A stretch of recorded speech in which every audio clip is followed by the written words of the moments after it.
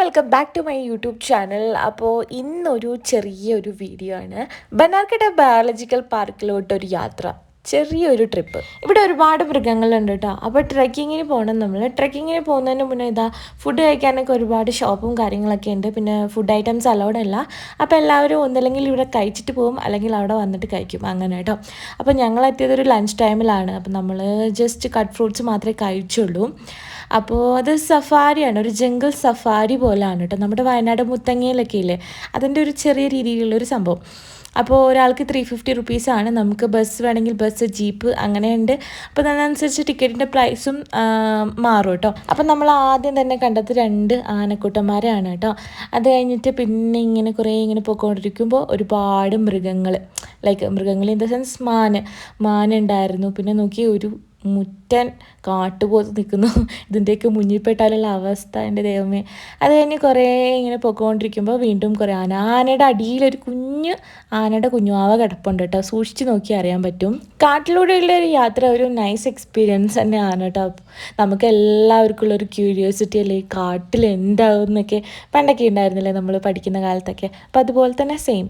അപ്പോൾ ഇതാ കുറേ ആനക്കുട്ടന്മാരുണ്ട്, കുറേ കുഞ്ഞുങ്ങളുണ്ട്. അവരൊക്കെ നല്ല കളിച്ചുകൊണ്ടിരിക്കുക. ഇതേ കണ്ടോ, ഒരു പുലി, ഒരാൾ സിംഹം ഇതാ കിടന്നുറങ്ങുന്നു, ഒരു വൈറ്റ് ടൈഗർ ഇതാ പോകുന്നു.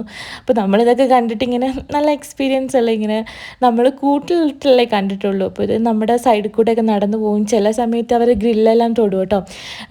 അങ്ങനെയൊക്കെ ഉണ്ടായിട്ടുണ്ട്, ഗ്രില്ലെല്ലാം തൊടും. അങ്ങനെ ബസ്സിൻ്റെ മുകളിലൂടെ കയറിയൽ അങ്ങനെയൊക്കെ നമുക്ക് നല്ല രീതിക്ക് എക്സ്പീരിയൻസ് ചെയ്യാൻ പറ്റും. അപ്പോൾ നമ്മൾ ബസ്സിൻ്റെ റോഡ് സൈഡിലൊക്കെയാണ് ഇതിങ്ങനെ കിടക്കുന്നത്. റോഡ് സൈഡിലുള്ള കാടിൻ്റെ സൈഡിൽ കൂടെയൊക്കെയാണ് ഇങ്ങനെ കിടക്കുന്നത് കേട്ടോ.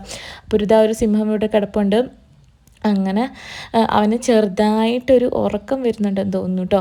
അപ്പോൾ ഉറക്കം വരുന്നതിലാണ് ആശാൻ ഇങ്ങനെ കിടന്നുകൊണ്ടിരിക്കുന്നത്. അപ്പോൾ ഞാനിങ്ങനെ വീഡിയോ എടുക്കുമ്പോൾ പേടിയുണ്ട്, എൻ്റെ കൈ എങ്ങാനും കടിക്കുക എന്നുള്ള ഇതിൽ പേടിച്ചിട്ടാണ് ഞാൻ മാക്സിമം വീഡിയോ എടുക്കുന്നത് കേട്ടോ, സൂമൊക്കെ ചെയ്തിട്ട്. അപ്പോൾ എന്നെ ഇങ്ങനെ നോക്കുകയാണ് കേട്ടോ. ഞാൻ ഇങ്ങനെ അപ്പോൾ അധികം റിസ്ക് എടുക്കാൻ നിന്നില്ല, പെട്ടെന്ന് തന്നെ കൈ ഞാൻ അകത്തോട്ട് വലിച്ചു. അപ്പോൾ ഇതെല്ലാം കഴിഞ്ഞ് അടുത്ത യാത്ര ഒരു സൂലോട്ടാണ് കേട്ടോ. നമ്മൾ നേരത്തെ ഉള്ളത് എന്ന് വെച്ചാൽ നമ്മൾ കാട്ടിലൂടെ ഉള്ളൊരു ജംഗിൾ സഫാരി ആയിരുന്നു. ഇനി സൂവിലൂടെ ഉള്ളൊരു സഫാരി. നമ്മളൊരു ബഗ്ഗിയിൽ പോവാണ്. ബഗ്ഗിയിൽ ഒരാൾക്ക് 100 റുപ്പീസാണ് ചാർജ് കേട്ടോ. അപ്പോൾ ബഗ്ഗിയിൽ ഇങ്ങനെ പോയിക്കൊണ്ട് നമുക്ക് ഇങ്ങനെ കാഴ്ചകളൊക്കെ കാണാം, അത്ര തന്നെ. അപ്പോൾ കുറേ ബേർഡ്സും കാര്യങ്ങൾ, സ്നേക്ക്, പിന്നെ കുറേ ആമകൾ, അങ്ങനത്തെ കുറേ കാര്യങ്ങൾ ഒക്കെ ഉണ്ട്.